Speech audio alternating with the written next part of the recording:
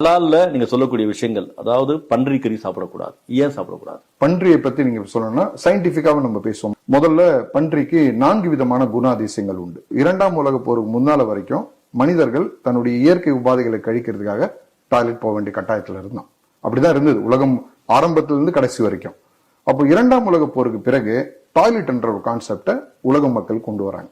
அப்போ இந்த மனிதனுடைய இயற்கை கழிவுகளை எடுக்கிறதுக்கு ஒரு உயிரினம் வேணும்னா இறைவன் அதை படைக்கிறார். அதனுடைய பர்பஸ் என்னன்னா என்விரான்மெண்ட் கிளீனர். மனிதன் செய்த உபாதைகளை கிளீன் பண்றது அதனுடைய ஜாப். மலத்தை உண்பது அதனுடைய பிரைமரி டாஸ்க். 2வது, உலகத்தில் உள்ள அனைத்து விலங்குகளும் தன்னுடைய கழிவை தானே சாப்பிடாது, பன்றியை தவிர. பன்றி மட்டுமே தன்னுடைய கழிவை தானே சாப்பிடும். 2வது அதுக்குள்ள கேரக்டரிஸ்டிக்ஸ்.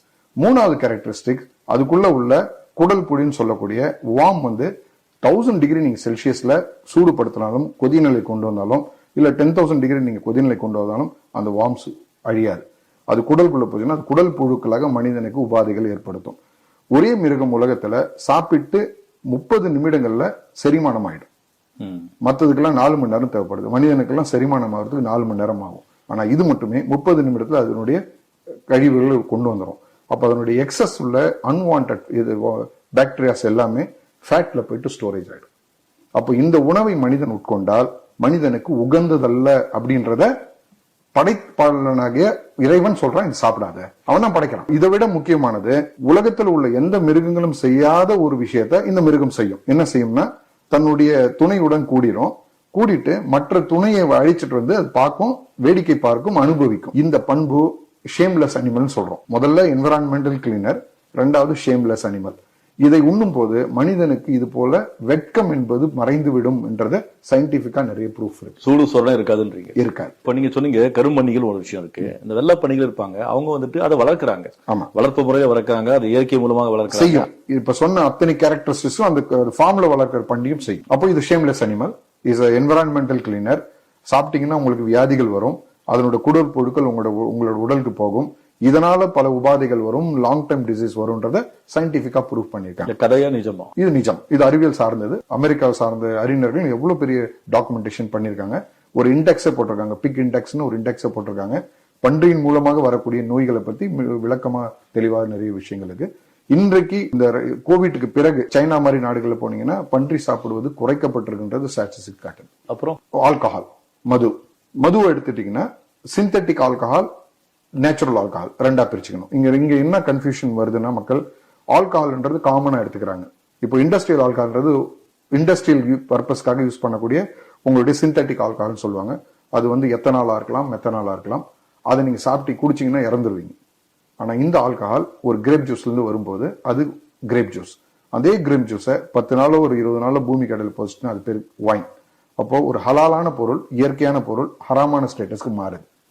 அப்போ அதே வைனை இன்னொரு ப்ராசஸ்க்கு உட்படுத்தீங்கன்னா அது வினிகரா மாறுது. திருப்பி ஹலால் சார்ந்தது ஹராமா மாறுது, ஹராம்ல இருந்து திருப்பி அது ஹலாலா மாறுது. அப்போ 3 ஸ்டேட்டஸ். இது பேர் ஆல்கஹால். அது உட்கொண்டால் இன்டாக்சிகேஷன், போதை வரும். போதை வரும் அனைத்து பொருட்களும் தடுக்கப்பட்டது. பன்றி சார்ந்த உணவுகள், பன்றி சார்ந்த உணவுகள், சரி, ஆல்கஹால், அப்புறம் இறந்தது சார்ந்த உணவுகள், இறந்த மாடு, இறந்த விலங்கினம், எந்த விலங்கினமா இருக்கட்டும், அப்புறம் தடுக்கப்பட்ட விலங்கினங்கள். தடுக்கப்பட்டதுன்றது பாதுகாக்கப்பட்ட விலங்குகள் கூட சொல்லலாம். உங்களுக்கு உதாரணத்துக்கு லேமனுக்கு புரியுற மாதிரி சொல்றேன். 4 விதமான உயிரினங்கள் இந்த உலகத்துல இறைவன் படைக்கிறான். முதல் விதமான உயிரினங்கள் 4 கால் பிராணி. 4 கால் பிராணிகள எந்த விலங்கு தன்னுடைய முதல் முட்டி கால்களை போட்டு பூமியில உட்காரதோ இதெல்லாம் உண்பதற்கு உகந்த உணவு. எந்த விலங்கு 4 கால் விலங்கு பின்னங்கால்களை பின்னால போயிட்டு உட்காரதோ இதெல்லாம் மனிதனுக்கு உகந்த உணவு இல்ல. யானை பின்னாலதான் உட்காரும். இந்த யானையை யாராவது சாப்பிட்டது கேள்விப்பட்டிருக்கீங்களா? யானை கறி விற்கிறத கேள்விப்பட்டீங்களா? ஏன்னா பாதுகாக்கப்பட்ட விலங்குல இருக்கு. பாதுகாக்கப்பட்ட விலங்குகள் எல்லாமே தடுக்கப்பட்ட விலங்கு லிஸ்ட்ல இஸ்லாம் சேர்க்குது. அப்போ பின்னங்கால்களை போட்டு நாய் பின்னாலதான் உட்காரும். இதெல்லாம் பின்னங்கால்களை பின்னால போட்டு உட்காருதோ இந்த விலங்குகள் எல்லாமே இஸ்லாம்ல தடுக்கப்பட்டது. இஸ்லாம்னா மனித குலத்துக்கு தடுக்கப்பட்டது. ஏன்? அதனால என்ன பாதிப்பு? அதனால வியாதிகள் வரும். அதான் புலால் உண்ணிகள், அதனுடைய பற்கள் கூரிய பற்கள் ஒரு விலங்கை அடித்து இன்னொரு வேட்டையாடி சாப்பிடும். அப்படி சாப்பிடும் போது அந்த மாமிசத்தை நீங்க சாப்பிட்டீங்கன்னா அது உங்களுக்கு உடல் உபாதைகளை கொண்டு வரும். அழிக்கப்பட்ட விலங்கு லிஸ்ட்ல சேர்க்கப்பட்டிருக்கு இன்னைக்கு. அது நீங்க சாப்பிட்டீங்கன்னா ஒரு 10 வருஷத்துல உலகத்துல அந்த விலங்குகளே இல்லாம போயிடும். பறவைகள், ஓகே. அடுத்து பறவைகள். எது எல்லாம் தன் அலகால கொத்தி கொத்தி சாப்பிடுதோ அதெல்லாம் ஆகுமானது. எது எல்லாம் கால்களால் பிடித்துக்கொண்டு அலகால இழுத்து இருக்கோ அது எல்லாமே தடுக்கப்பட்டது. ஏன்? அதான் அதுவும் புலால் உண்ணிகள். கழுகு ஒரு இரையை எடுக்கும், இரையை காலால பிடிச்சிக்கும், தன்னுடைய அலகால கொத்தி எடுக்கும். இது தடுக்கப்பட்ட விலங்கு. காகம் புலால் உண்ணி. அது தவிர்த்து ஒரு கோழியோ இதெல்லாம் கொத்தி கொத்தி தன்னோட உணவு எடுத்துக்கும். இதெல்லாம் ஆகுமானது, மனிதனுக்கு உகந்தது. சரி, இப்போ ஹலால் 2 இருக்கு. இன்செக்ட்னு சொல்லக்கூடிய பூச்சினங்கள்.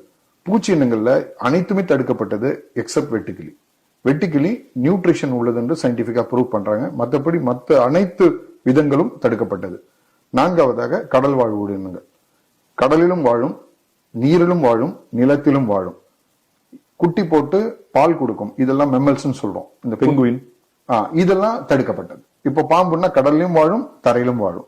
ஆமை கடலிலும் வாழும், தரையிலும் வாழும். அப்போ எதுலாம் கடலிலும் தரையிலும் நீண்ட காலமாக வாழக்கூடிய பண்பு உள்ளதோ, குட்டிகள் போட்டு பால் ஊட்டுதோ, பாலூட்டிகள், இது எல்லாமே தடுக்கப்பட்டது. நான் 4 பிரிச்சிருக்கேன். 4 கால் பிராணி, பறவைகள், பூச்சிகள், அப்புறம் கடைசியா உங்களுடைய மெரைன் ப்ராடக்ட், மெரைன் அனிமல்ஸ் சொல்லக்கூடிய கடல் சார்ந்த உணவுகள். அப்போ மீன் வகைகள் எல்லாமே சாப்பிடலாம். எல்லாமே சாப்பிடலாம்.